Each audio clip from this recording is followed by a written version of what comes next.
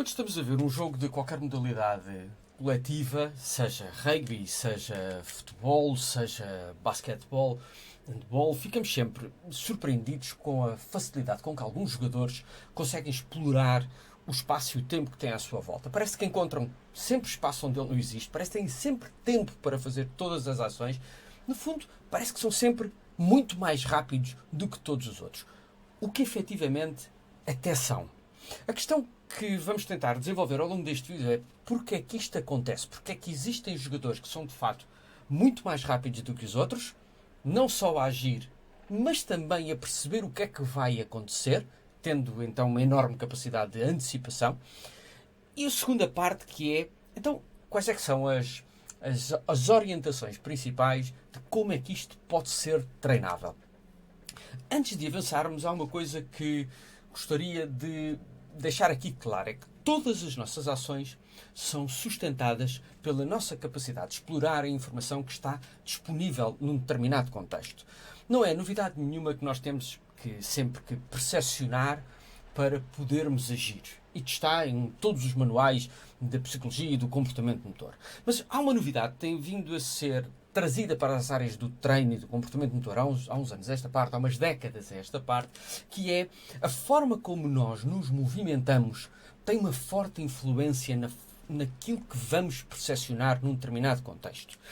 Mas pequeninas alterações a esse movimento fazem com que nós possamos percepcionar coisas que são um bocadinho diferentes. E, de certa forma, permite-nos afinar ao contexto, explorando ativamente, através da ação, quais é que são as informações, qual é a informação mais relevante e que vai sustentar o meu comportamento. A questão que se coloca é, se eu faço movimentos que são, de facto, muito diferentes, então eu vou-me afinar a outro tipo de informação mais necessária para esse tipo de movimentos. E esta ideia é a base de acoplamentos de percepção e ação que eu queria que estivesse na base para se compreender melhor aquilo que vai ser transmitido ao longo deste vídeo.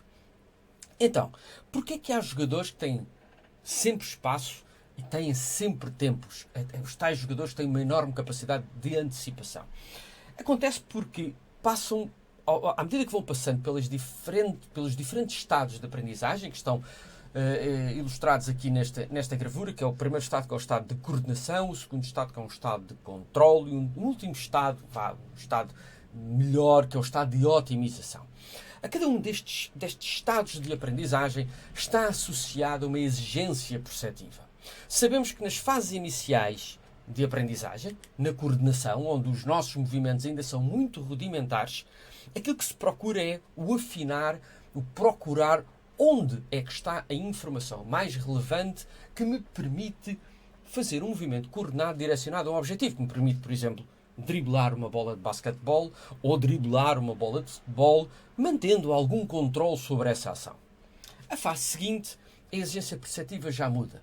Já temos alguma capacidade de nos relacionar com o contexto, então aquilo que vamos tentar fazer é calibrar as nossas ações, ou seja, que tipo de ação é que eu tenho que fazer, com que força, com que velocidade, com que amplitude de movimentos, que me permita ir à procura da informação que sustenta as minhas ações seguintes. No fundo é uma procura, uma exploração ativa de como me movimentar, como agir para percepcionar aquilo que é importante para as ações futuras que tenho que realizar. E por último, na fase de otimização. Aqui o praticante, já estamos a falar de praticantes de elevadíssimo nível e aquilo que tem que ser feito para fazer face às perturbações do contexto, como por exemplo a ação dos nossos adversários ou uma ação inesperada dos meus parceiros de equipa, estes acoplamentos de percepção e ação, esta calibração que já vem do estado anterior, tem que ser continuamente reajustada através de pequenas ações que me permitem, uma vez mais, explorar ativamente a informação contextual que vai sustentar as minhas próximas ações.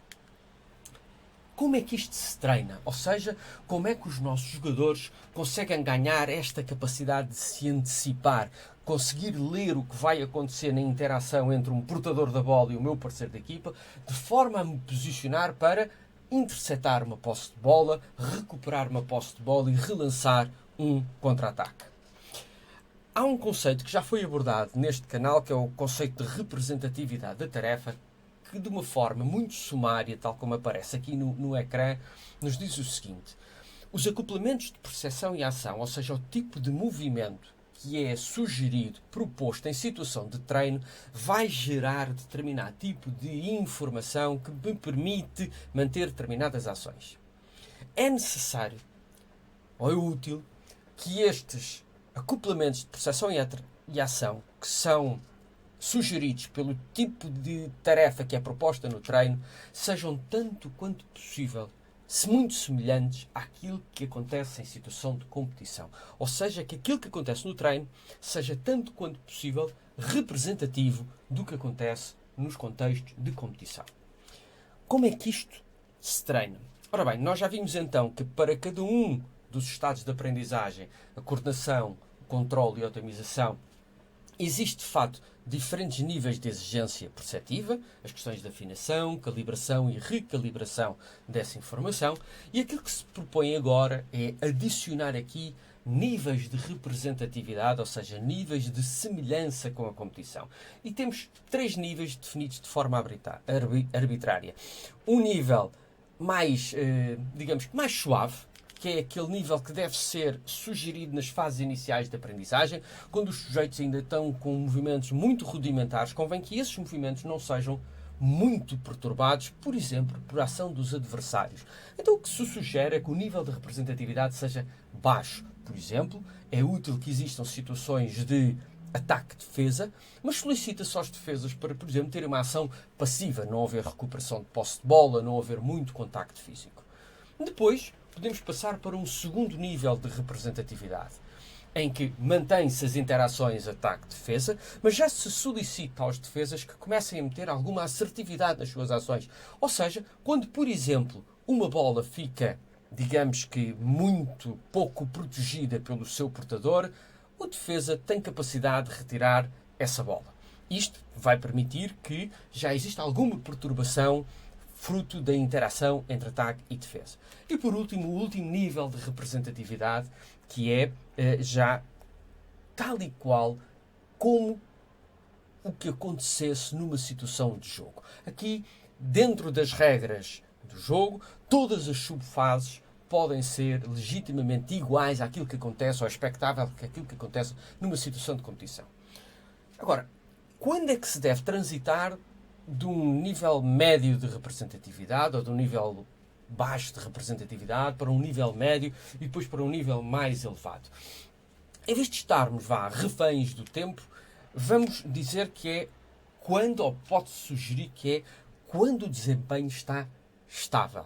Ou seja, quando eu tenho um conjunto de atletas meus que ainda estão na fase de coordenação, em que eu estou a colocar uma tarefa com pouca representatividade, em que solicito aos defesas, por exemplo, que tenham uma ação passiva, de não recuperação de posse de bola, quando o desempenho de sucesso dos atacantes começar a atingir uma determinada estabilidade, é útil e é o tempo de saltar para outro nível de representatividade que crie mais desafio aos jogadores, em que lhes crie uma necessidade de se afinarem em termos perceptivos para outro tipo de exigência.